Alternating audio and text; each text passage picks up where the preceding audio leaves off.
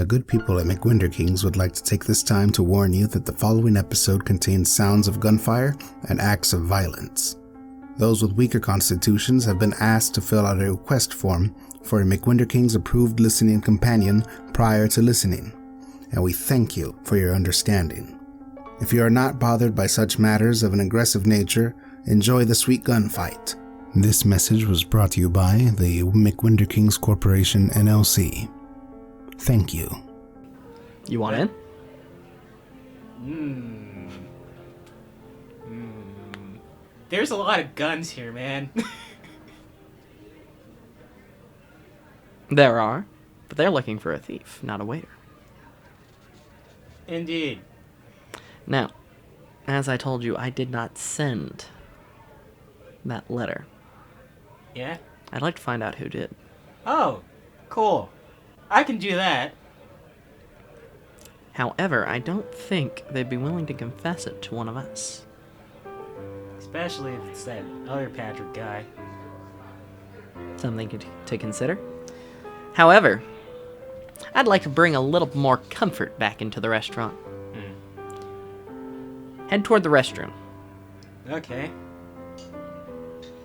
Is there something in the restroom for me? The rest will explain itself.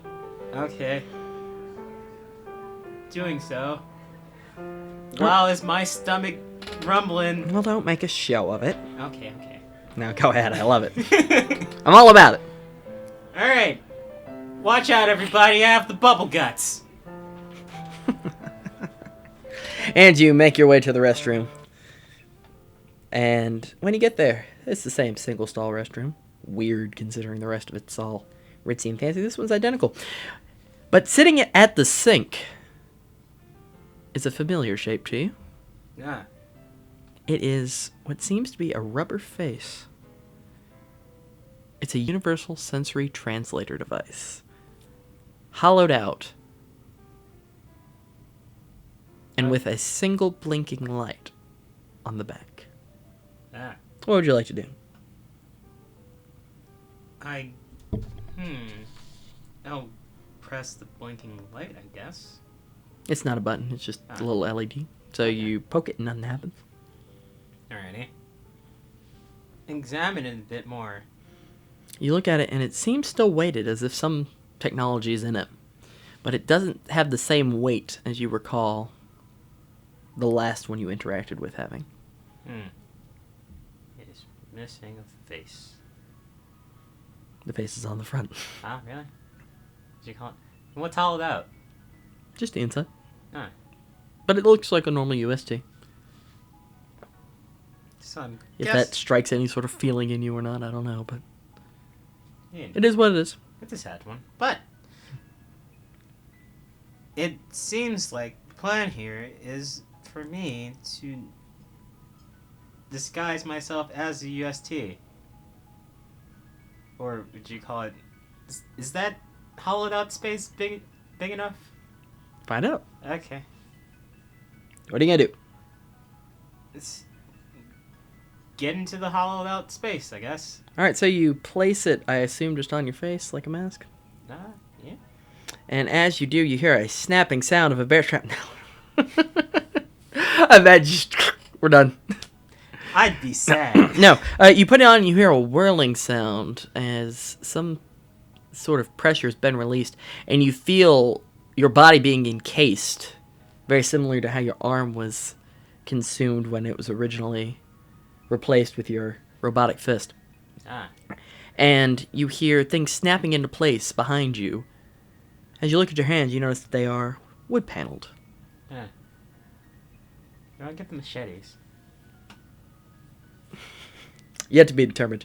You also notice that your suit has turned purple. Ah. Would you like to look at anything else? What do you call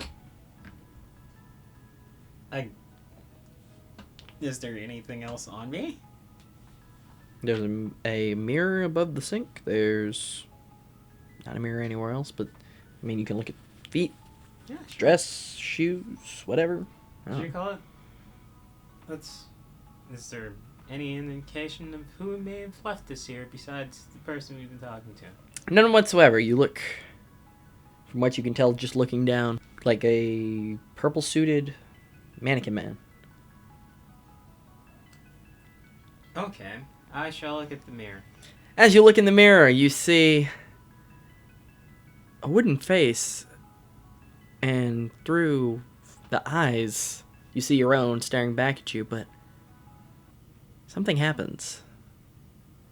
You see a visible static over your eyes. Ooh. And you hear a low humming sound. It lasts only for a moment, and then the rest of the mask snaps forward, covering your face, but you were left with that moment of static, unable to process what had occurred.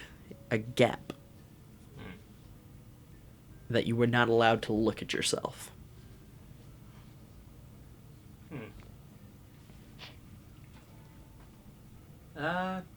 Congratulations, you look like a universal sensory translator. Okay. Fair.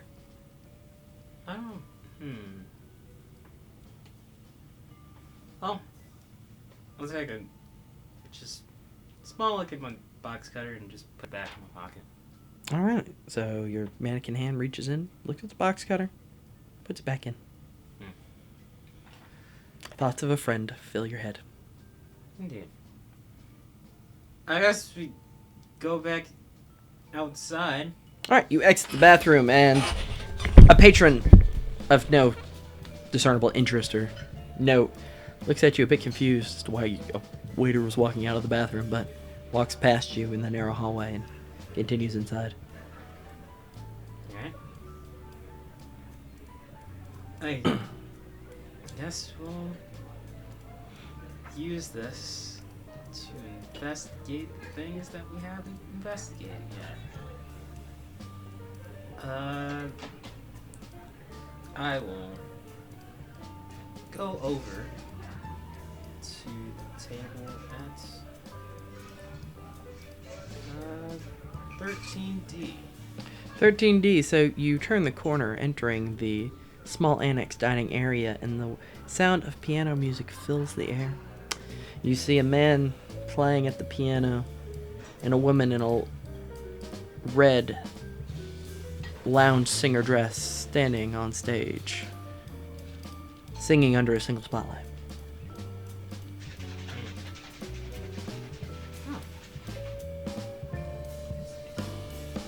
Standing in the corner is the first Patrick. Ah, well. Just listening, but again, having his disinterested, glazed over look focused on something else. Okay. I will walk over to the piano. Okay, you walk over to the piano, the young man wearing a tuxedo playing along with the melodies being sung by Miss Suzanne Rose.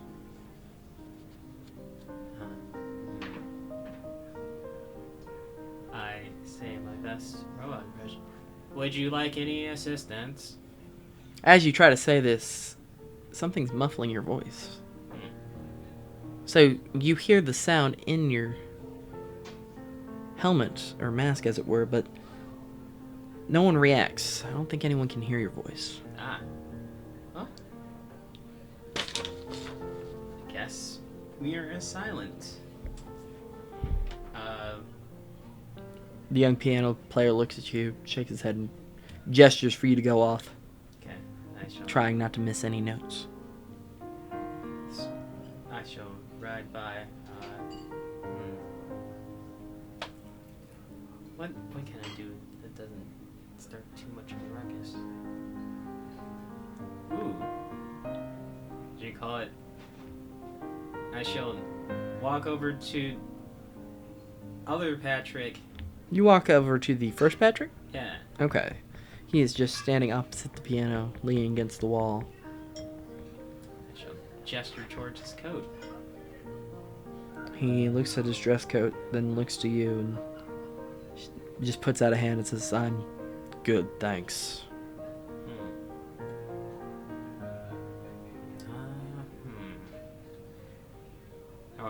You realize he's not carrying or wearing the duster that was described previously. Ah. The trench coat, as it were. Can I look around for it? Sure. It is quite dark in this little annex, so you can stumble around, try to see if you can find anything. Let's do a 15 or higher. Okay. What'd you get? Critical failure. 1.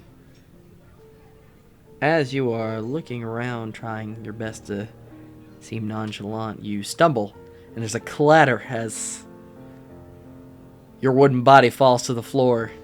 The piano music stops. The song trails off as the woman's confused, and everyone just kind of stares at you.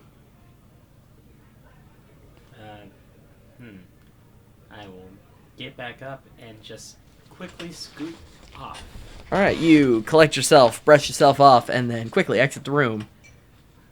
The piano player and Suzanne Rose look at one another and nod and then continue performing for their one audience member.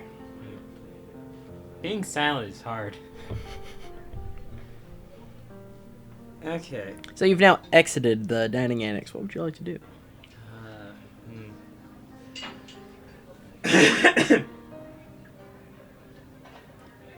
I will.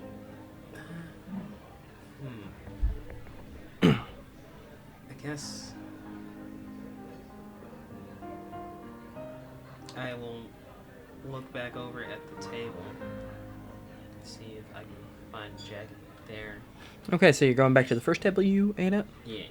As you walk over, you see a maroon duster trench coat hanging over the back of the chair. Oh, should you call it? Let me search through that then. As you look through the pockets of this coat, you feel a billfold, you feel a comb, you feel on the opposite side something heavy and metal in an L shape. Ah, that's no no. Should you call it? With it being inside the coat, you cannot distinguish what it is. Marcel looks at you and begins to approach towards you.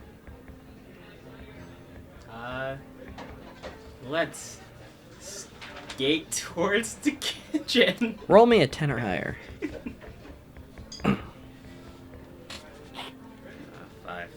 A 5. As you go to move away from the coat, the chair begins to tip and the coat slides off onto the floor. Well, pick it up. No, will do. Marcel can't hear you. I'll do. You fumble with the coat, hanging it on the back of the chair once again, giving it a little pat for good measure. Strange devices, Marcel says as he walks away, gesturing for you to go to the kitchen. Alright, I shall walk off into the kitchen, I guess. Okay, where normally there would be a counter, you see a solid wall and a door that says employees only past this point. There doesn't seem to be any sensors or anything, is there? None that you can see. Yeah, I shall walk in. Alright, you walk in and you see the other 5 USTs going to different stations retrieving the food that they're tasked with delivering and walking past you, almost as if they were guided on a rail system from one objective to the other. Some coming in with plates, some going out with food. It's all very efficient. Okay. Is there any in my station? You notice a single burger, but as it's going to be grabbed, the UST slides past you, picks it up, and takes off. You do notice that there's a bottle of champagne sitting on the counter, though. Ah, well. I shall take that bottle of champagne. All right, you pick up the bottle of champagne and you feel your legs automatically turning toward the door. Well, this is a simple task, I guess. To the table. All right, so you walk into the dining facility, and even though your intention was to go to our second Patrick, you still feel as if you're being pulled forward, as if you were now on this rail system. Okay. Ah, there it is. There it is. Look at it. Beautiful. Love it. Fortunately, my dining partner seems to have stepped out, so... Seems we're out of luck there. You might want to let the inspector know, let her keep an eye on him. And then he kind of gives a nod and a wink and Oh. just starts laughing to himself. Oh, look at you. What an outfit. Can you talk in that thing? You're just shaking the bottle of champagne at him. Ah, yeah. I'm gonna do that. Okay, so you shake the bottle of champagne at him. Taking that as a no. Weird. It is you in there, right? Did you call it? I give a shrug. Ah, yep. That's Jonathan. Alright, just put it down, and... Why don't you take a pass by the Diamond Burger? Just get a closer look. Okay, I'll skate by that. Alright, you walk over to the Diamond Burger, passing all 3 guards, completely unfazed by your movement. And you stop in front of it. You look to your right, and where the aisles for waiting in line are smaller display cases of gems of lesser significance and finery that doesn't particularly strike your interest. Golden forks and napkin dispensers encrusted with emeralds, those kind of things. But you are now faced with the display case, which you've noticed as the evening has gone on, is taking on a blue tint to match the setting sun into darkness. Ah. Do you want? I don't think I can do anything. As you're looking at it, you hear the guard say, "Step aside now," to you. Okay. And you realize that pushing past you is First Patrick. Ah. Okay. Then Looky there, he says to no one in particular. Stand in perfect robot motion and just stand there. Just standing beside him? Yeah. Okay. So, as you're standing beside him, the turret to your right slightly turns toward him. He continues to stare at the burger and then to the guard. You know, something like this could change your life. You wouldn't have to pretend to be a part of the wall. You could come to places like this whenever you wanted. It could change your life completely. You could buy this whole place. Or it could change your life for the worse. And as he says that, Patrick punches the wall with a hand that's covered with some sort of cloth that he's acquired and smashes through the case. The turret fires and he pushes it forward, shooting through all 3 guards a laser that makes them drop to the floor. He picks up what was before masked laser rifle in front of him. He turns to the crowd and lets out a smirk of confidence. "Ladies and gentlemen, you are bearing witness," and he shoots the turret over by the inspector so it blows, "to the heist of a lifetime." And he shoots another, taking out the one over by Patrick, number 2, who ducks under the table for safety. "You have just been made the victim of the Red Shadow," and he takes the turret that's currently aimed at him, turns it, and has it shoot the one across from it as it fires as well, blowing both turrets up. "Now, I will leave you not just with my presence. but with a parting gift, with each and every one of you having been robbed blind by the Red Shadow. And he takes the exploded turret and throws it into the display case. And he turns to you. Get a bag from the back, load it up with everything in the case. The rest of you. And he goes to his table and grabs his coat, which you realize has a back that opens up into a bag. All valuables in the bag. Okay. What do you do? I guess I put all the valuables in the bag. Okay, so you don't have a bag. Huh? You don't have a bag. Ah, He's going around collecting stuff in his coat bag. He told you to go get one from the kitchen. okay.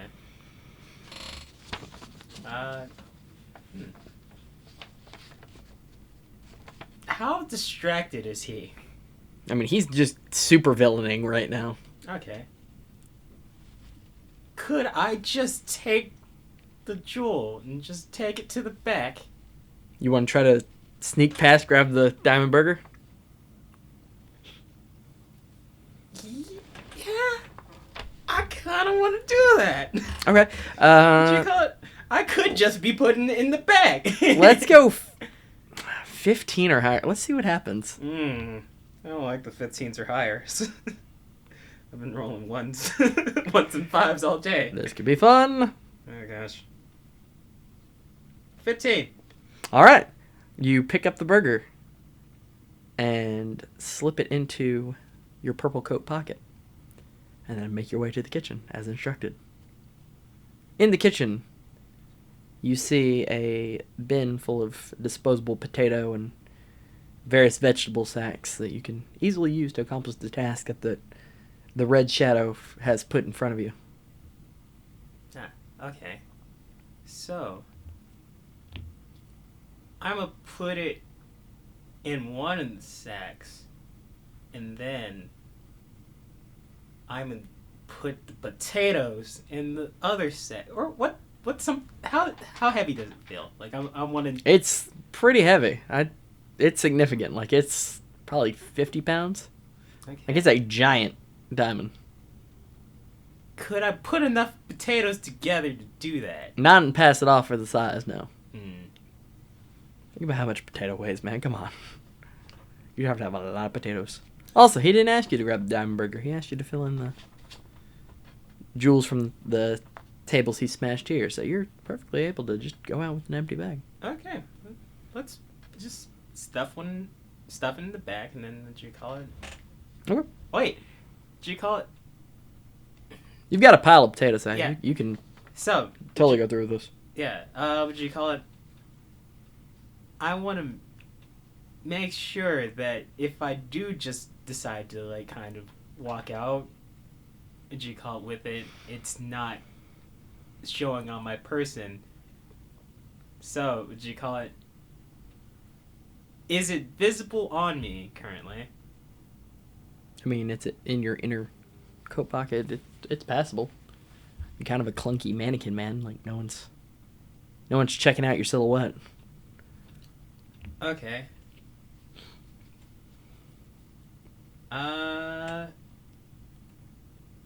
Do you call it? As you're pondering Yeah. this, you hear a series of laser blasts coming from the dining area.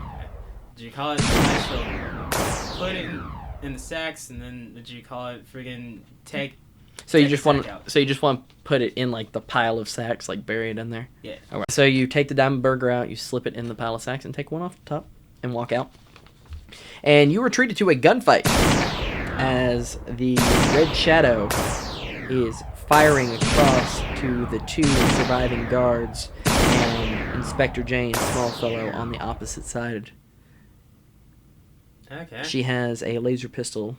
He has the gun he acquired from the first guard and the pistol he found in his coat. You hear two sudden shots, and then there's silence as two men, once cloaked, drop to the floor. Inspector Longfellow pushes the table behind her upward, throwing the destroyed turret into the middle of the restaurant as she takes cover behind it. I think I'm going to scoot along to Patrick number 2. He seems like he knows what he's doing. All right, as you make your way over to Patrick number 2, you see Patrick number 1 turn to you and say, "That's not what I asked you to do." And he points the laser at you and then fires. Roll a 5 or higher. I don't like that. Do you call it friggin'... Aren't you supposed to be engaged with something else right now? She could, like, literally just shoot you. He can't hear a word you're saying. Yeah, I know. This is banner for myself. I'm upset. 17. 17. Okay, so you stumble out of the way, and as you do, you are able to make your way under the booth to Patrick number 2. Wow. Talking about a smash and grab. That guy's gone nuts. I am talking to you, right? I tried to shake my head, yes. Awesome. And then he reaches behind you and presses a button, and you feel a release over your face as fresh air washes over you. Okay, cool. All right. So have the other ones gone into defense mode yet?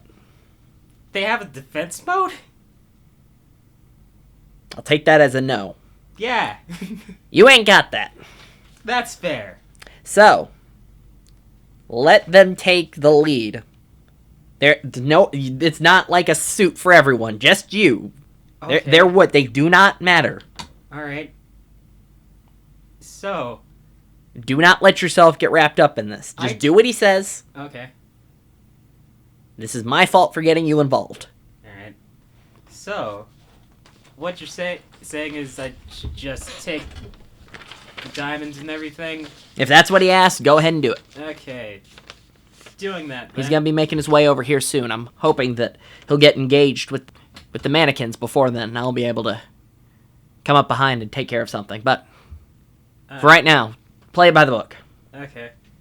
Got anything to throw in the bag to make it look like I was over here actually doing that? And he takes out his wallet and he throws it in. Okay. Yeah.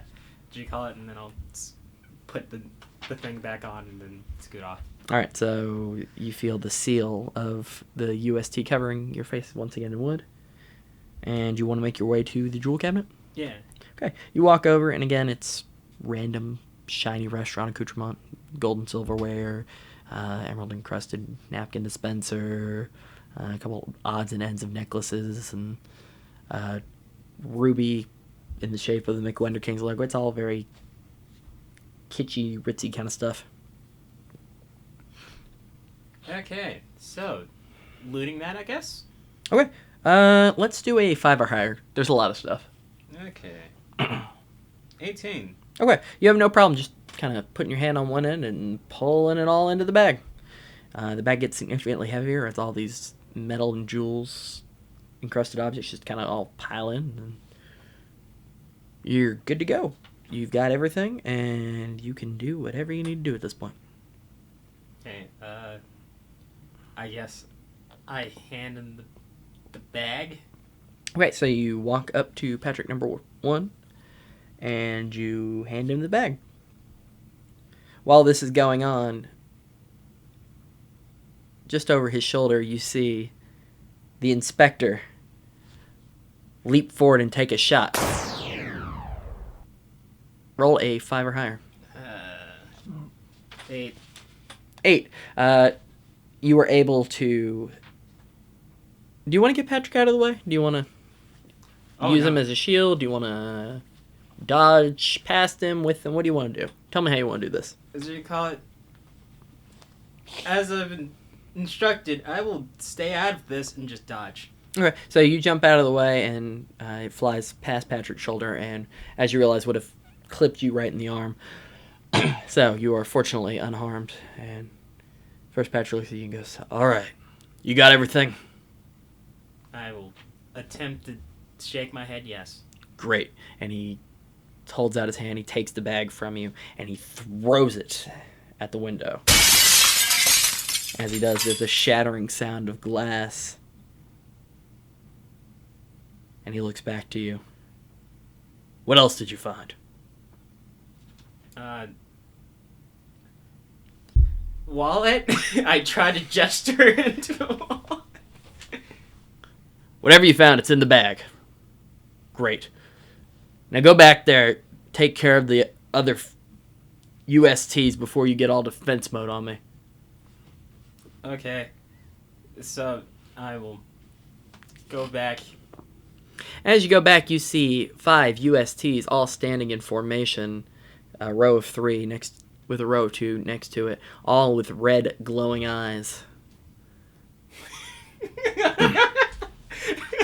I want to look back and then look for it and then look back. You are faced with a kitchen full of red-eyed USTs. What would you like to do? Did you call it? I would like to mimic one of them. So you fall into formation? Yeah, I fall into formation. Okay, your eyes aren't glowing, but you are in formation. They all begin to march out the door. And then, almost like animals, lunge at Patrick number 1.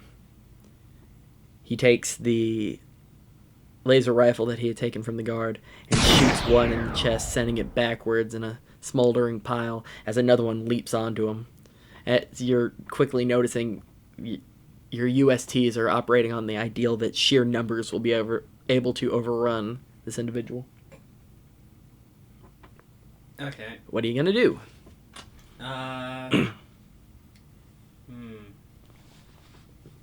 Let's see. I am going to, what do you call it?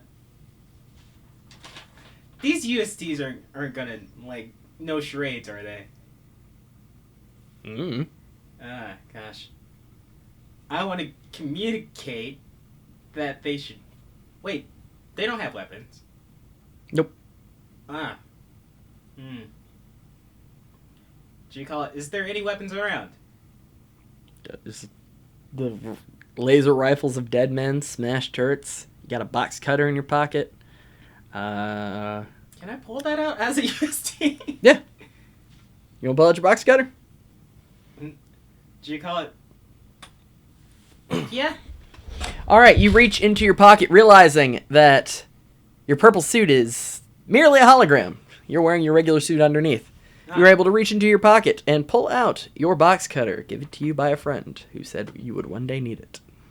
Okay. So, we're gonna do the thing. Jonathan's special attack. Wait a minute. Do you mean... Yeah. The Rocket Fist box cutter. Oh my gosh, it's coming back. Okay, Rocket Fist box cutter. You're standing back 10 or higher. I want to see this happen. Okay. 16. Yeah. 16. You give a confident thumbs up with the blade in hand as your fist begins to shoot off, spiraling in a perfect formation, and goes across the face of Patrick number 1. He grabs his face momentarily, knocks off a UST, shoots off its head, and then aims at you. He fires 3 times. I want you to roll 5. I want you to roll 3 times for me, 5 or higher each time. Okay. 16, 8, 7. You dodge all 3. You roll out of the way, and your fist is on the opposite side of the restaurant, still clutching the box cutter confidently. Okay.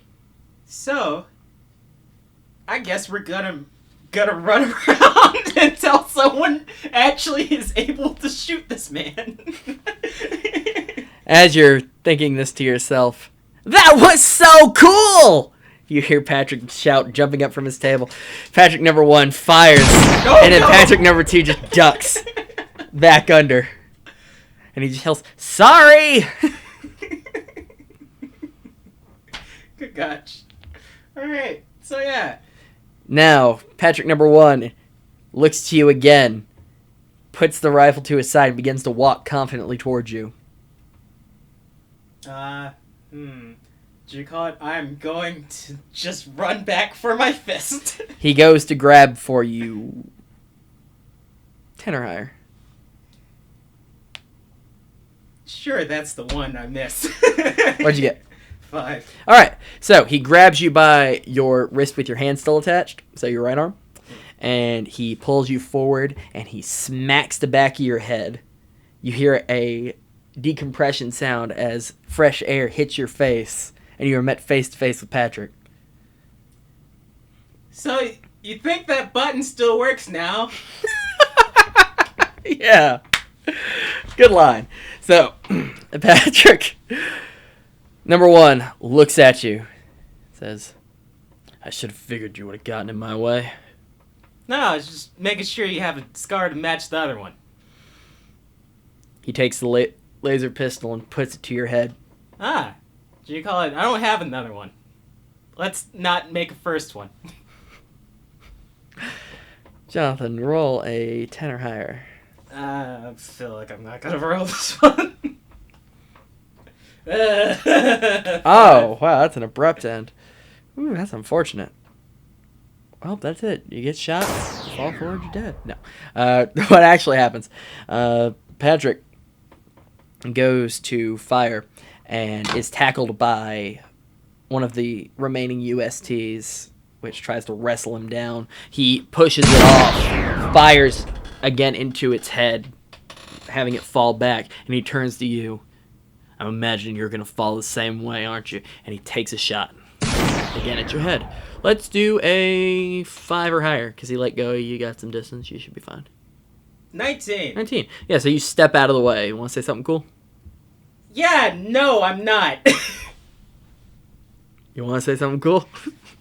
Do you call it? No, that's fine. Yeah. Patrick fires at you again, and I need you to roll 5 or higher for me. Just to dodge out the way. 2.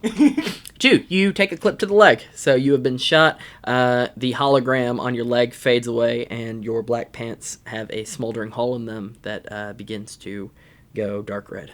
Ooh. That's hurt. You have been shot in the leg. I'm gonna continue running for my fist now. All right. Let's have you do 10 or higher to go get your fist because you're stumbling. Okay. 13. 13. Even though you're stumbling, your sporadic movements, Patrick, number 1, can't get a clear shot on you. And you are able to get back to your rocket fist. Okay. Do you remember how to put it on? Do you call it? I'm supposed to let gel do the thing. Roll a 5 or higher for the gel to do the thing. 16. It does the thing. It readheres back to you. The silver grabbing at your flesh desperately, clinging, forming the shape of your hand, clutching this box cutter, and quickly shifting from silver through various skin tones until it matches yours once again.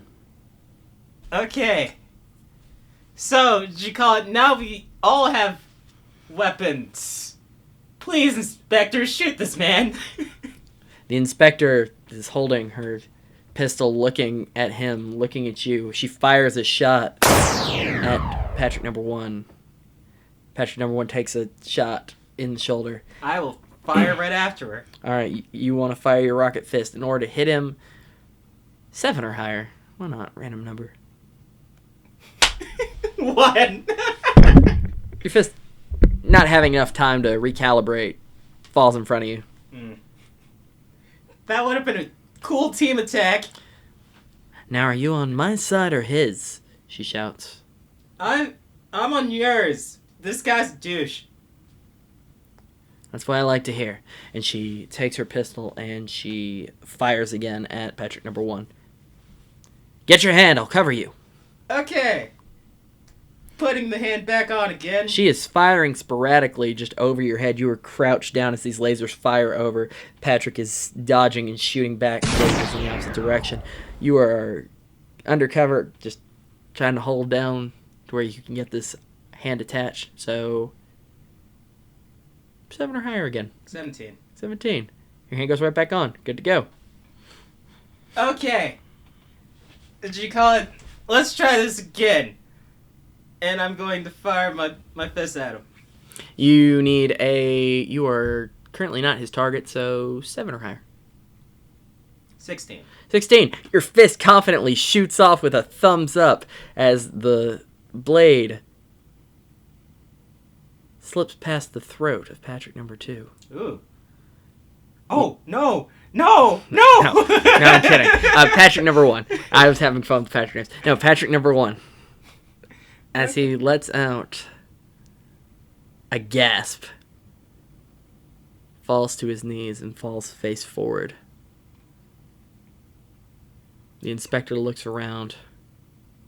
Is anybody else going to try anything? She says. The piano player and Susan are putting their hands up, walking out from the annex. The maitre d' coming from behind his podium. And Patrick number 2 standing up, dusting off his coat and saying, "Brother, that was brilliant!" And he runs over and he gives you a big hug. Whoa! The inspector has her pistol trained on him. "We're not gonna try anything, Inspector. Don't worry. I don't know where you found this thing, but it's awesome."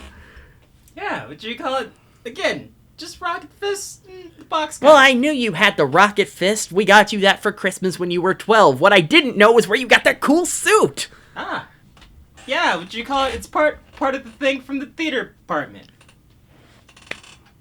Theater department. What will they think of that? He had on a hollow I know I make jokes about you being the dumb one, but you impress me sometimes. You know that, brother? Indeed. Act is all I can do. I'm very not smart.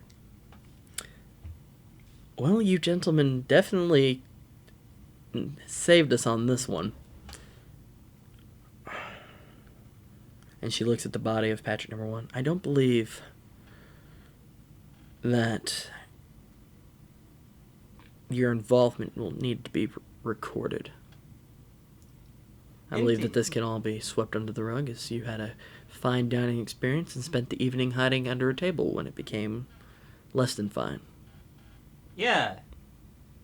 Because that's what happens when a loser poser tries to do something. Pick up your fist, brother. Okay, going to pick up my fist. All right, you pick up your fist, 5 or higher. 7. 7, it just goes back on. Yeah, I remain cool. Yep. Well, Inspector, if you need anything else from us, we'll be more than happy to cooperate. I did have a wallet. Don't know where that ended up. And the inspector looks out the window, along with everyone else, the tinted glass, revealing a slowly passing environment. Oh. Should you call it? Should I do something? What do you want to do? Should you call it? Everyone's looking outside the window, right? You currently have... Yeah, everyone's looking out the window. Let's say everybody's just like, ooh, awkward, your wallet's at, like, gone. Should you call it? You think would you call it, the restaurant has something that can help you out or anything? Marcel, y'all got insurance? Marcel laughs awkwardly and says, I assure you, you'll be compensated for anything you lost. And Patrick says, well, I had my grandmother's diamond-encrusted emeralds in there. Not to mention $1 million, and no, I'm kidding, I had like $10. And then like my card that I can cancel. It's fine. The wallet was a gift, but you know, someone down there will enjoy it. Do you mean he just like threw those out? Those hit the ground? As you look outside the window, you realize you are hundreds of feet up in the air. Huh. And you hear a gentle hum that was deafened before by the soundproofing of the restaurant. The humming is coming from up above you. Huh. Oh. That's a thing. What would you like to do? I'd like to look at the thing that's humming above me. You look up and see a giant silver mass above you. What? You are in a Zeppelin, Jonathan. Oh, shoot. The 5-star McWenderking's dining experience in the air. Ah. Good thing this was a heist and not an evildoer plot. We'll have to track down where he was expecting those to land. He must have an accomplice on the ground, but I believe the Diamond Burger can be tracked down.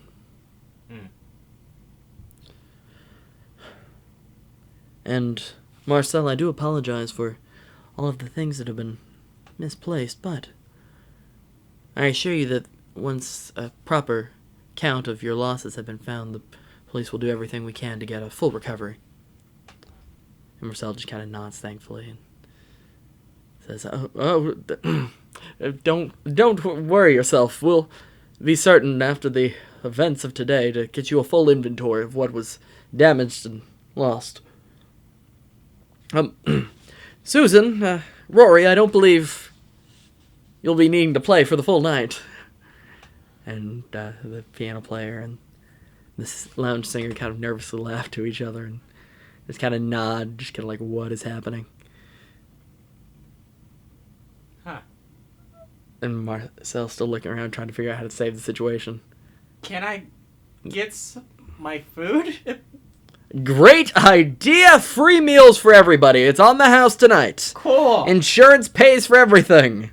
Wonderful. Just have a seat at any of the tables that weren't blown up or knocked over or bled upon and... Oh, gosh. Can I get mine and go back, Marcel? Marcel snaps his fingers, and the one singular remaining UST walks forward. Take all their orders and get them what they need. If they want it in to-go bags, we'll be landing shortly. I'm certain I'll get in contact with an air marshal about getting to the ground. And the UST nods understandingly and then goes to each table, getting a recording of each person's order, stepping over the bleeding man in the room. Yeah. And first goes to the inspector, then our musical couple, and then to you and Patrick. I shall take a cheeseburger single. And I will take the most expensive thing insurance can buy. Okay.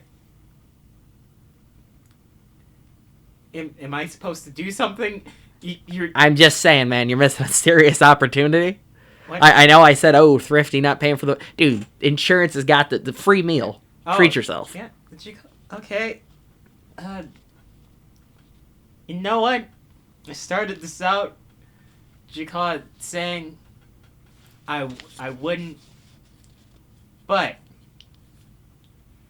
I'm going to go for the triple. You know what? Triples all around. Yeah. I don't care what the other people ordered. They're getting triples now. Wonderful. We're living it up on Marcel's dime. And the UST kind of tilts its head like, what? But then nods understandingly and walks toward the kitchen. Do you think we actually just told that thing to cancel everybody's food? Because I don't know if anybody has any sort of allergies. Ooh. Yeah. You killed a guy. Yeah. We cannot ignore that. Well. So where'd you put it? Hey, kid. I'd say it's something about potato famine. Dude, I haven't left this table. That means nothing to me. I put the costume in the bathroom and then I came back here and sat down. Okay. Where did you put it? I know. Keep it down. Keep it covered. Potato sack. In the bed. In the kitchen. And you're still wearing your hollow costume. Will that actually work right now? Let's find out. Hey, Inspector! And the inspector's filing paperwork and just brushes off what Patrick is saying. Okay, talk to you later. Love you. I think we're good. Okay. She's getting statements from Rory and from... I almost called her Diane. No, she's getting statements from Rory and Susan and making sure to copy everything down. Marcel is frantically at his podium making phone calls to who knows who. All right. Here we go. That's what I like to hear. Do I have to like go to the bathroom and change, or do you... Is anyone looking right now? Anyone at all? Can anyone acknowledge my voice? Okay, He's looking around. No one says anything. I think you're good, buddy. Okay, I'll go ahead and put the costume on. All right, you reattach the helmet. You hear the pressure seal, and you are a universal sensory translator waiter. Okay. Can I, like, quickly bandage my leg so I'm not limping over there? I mean, if you had some way to cut the tablecloth, I guess you could. If only you had some sort of cutting device. Ah, box cutter. Yes, Jonathan, 5 or higher. Okay.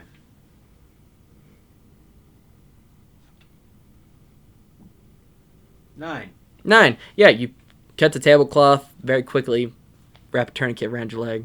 You're good. Okay. It blends in with the costume. No one can tell that you're not just a purple-suited UST, so you are able to move around freely as long as the other one doesn't show up. Okay. Quickly rush into the kitchen. All right, you go into the kitchen, and you see the UST moving back and forth between different stations. Okay. So, I'm going to put Joel in my pocket. All right, you pick up the golden burger in the UST. You hear a creaking sound as it locks eyes staring at you. I will... It's not focused on the burger, though. Ah. It's looking at your other hand in the box cutter that you're holding. Ah. Hello. The UST cocks its head and walks towards you. Can I... Well, I guess I'll unbutton the suit. Okay, so you take off the helmet? Yeah. Helmet comes off. The UST looks at you again, crooking its head more in a natural way now. And begins to continue to walk towards you. Hi, I'm Jonathan. And you hear a mumble under the mask. Or the wooden helmet, rather. And you can't quite make it out. Ah. It continues to advance towards you across the kitchen. It's now about 5 feet away. Can I disconnect face? You want to take the face off the UST? Yeah. You gotta reach over 5 feet. Okay, I'm walking over to... Okay, so you walk over to it, and you want to reach for it? Yeah. Let's do a 10 or higher. 20. 20, okay. So you walk over, and you go to pull the face. And you don't pull the face, but you hear something disengage, and there's a click. And the eyes begin to blink. Hello? Hello? Yeah! Where everything's dark. And where am I? You're in a Zeppelin, buddy. Buddy. Jonathan? Yeah. And the eyes snap forward, and it's a familiar face. And you hear a voice that you thought was lost to you. Jonathan. Buddy. Yes. You have to stop. You have to stop, buddy. I have to stop what? And in that moment, you hear a familiar sound of a machete blade slipping past the wooden wrist and straight into your stomach. Why? You have to stop, buddy. And as he says this, Truman's eyes go blank again. And his body, falling limp, pushes you forward toward the open drive-through windows. Oh, no! You're clutching your bleeding stomach. Roll a 15 or higher.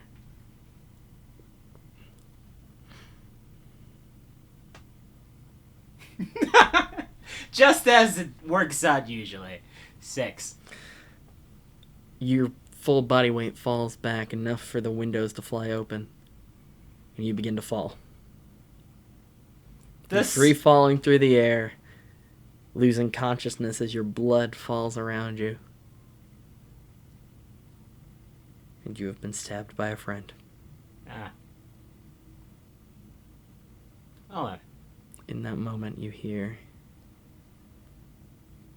humming as the darkness begins to set in, and you feel yourself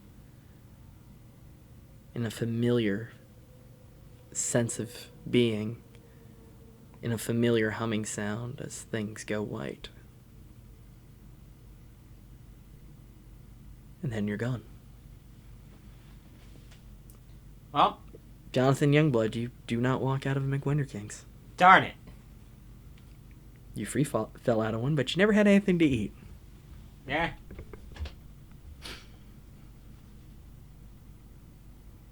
Got the stabby stab. Shaky shake. Remember, we are on Go-Fi. So, did you have fun, buddy? That one was actually more action-packed than I thought it would be. Yeah, there was a gunfight. There was betrayal. I should have There was said a gunfight and betrayal. I should have said the loser poser one earlier. Well, that would have been cool. Yeah. Too bad you died. Darn. Yeah. Yeah. You want your epilogue? Or you want your moral of the story? Both. The epilogue first. Okay, cool. After about 20 minutes passes, Patrick begins to wonder where his partner in crime's gone, thinking that he's been betrayed. He makes his way to the back, slipping past anyone paying attention, and he sees a collapsed marionette lying on the floor with its face skidded off several feet away from it. He looks around and he sees the open window, and he can piece together what happened. He looks to the blood to the floor and says, well, let's see what we got. And he walks over to the bin of discarded bags and reaches in and pulls out Diamond Burger. Huh. Poor kid. I was just here to stop an imposter. He wasn't supposed to get in the way. Oh, well, I said I'd take it, whether it was me or not. And he puts it in his pocket and then leaps from the window that you yourself had free fallen from. Among the loss that was collected at the McWenderking's that day, the Diamond Burger was never found. And unfortunately, the Red Shadow name fell off into obscurity, leaving a mystery of whether the imposter who fell was an imposter or, in fact, the genuine article, and leaving one man with a very friendly disposition to live the rest of his life in comfort.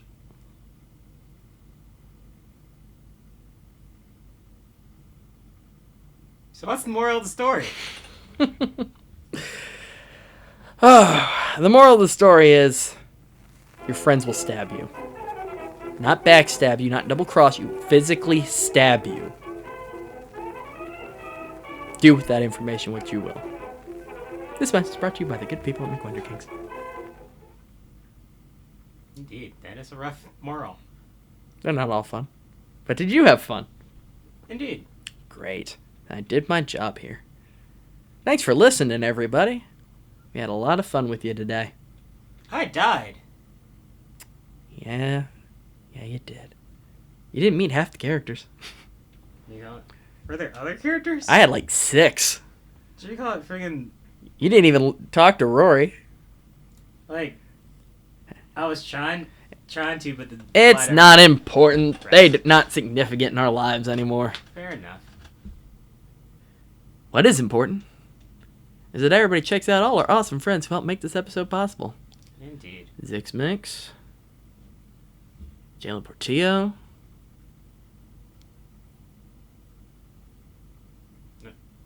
Baths, Pat Baths, Addie Skeleton. Addie Skelton. Man, we've got quite a crew of people. Indeed. Go them. And go you to our YouTube or Ko-Fi or Patreon. Do we have a Patreon? I can set up a Patreon. We might have a Patreon. If we do, it's in the description. All those links down there, you just click them all. What's the worst that can happen? Yeah. Check out our new t-shirt. Again, we've got vintage and regular patterns of all of the McWenderking's logo. You can wear up to 20, 50, or 100% of our name on your chest. Indeed. It also comes in like coffee mugs and stuff, so that's kind of cool. Check those out. Yeah.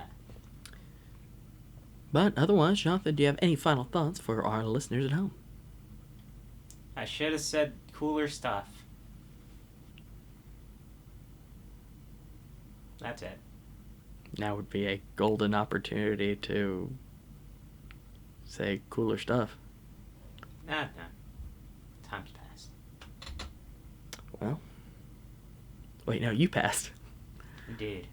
Like the loser poser I was. Hey, you brought it back. And on that somber note, thanks for watching, everybody. And remember, you never know when you'll know what's for dinner. See you next time. Whoop.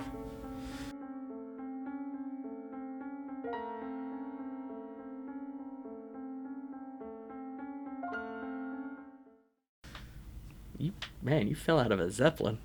Indeed. Who do you think you hit on the way down? Like, you had to land somewhere. Was it above a city? You were flying over something. What should you call it? That would just suck for somebody just like, but. Oh.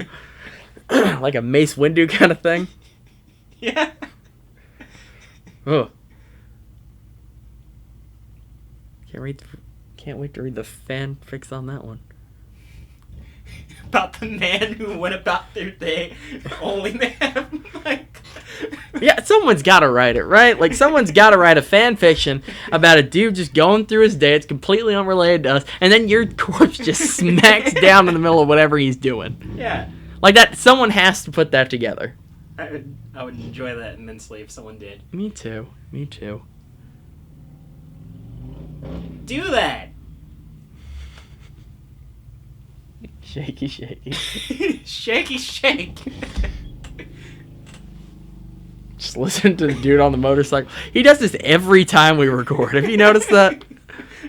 Oh, but this one's very... Like, is he doing donuts in the front yard? What is he doing? He was revving up real hard. Oh my gosh.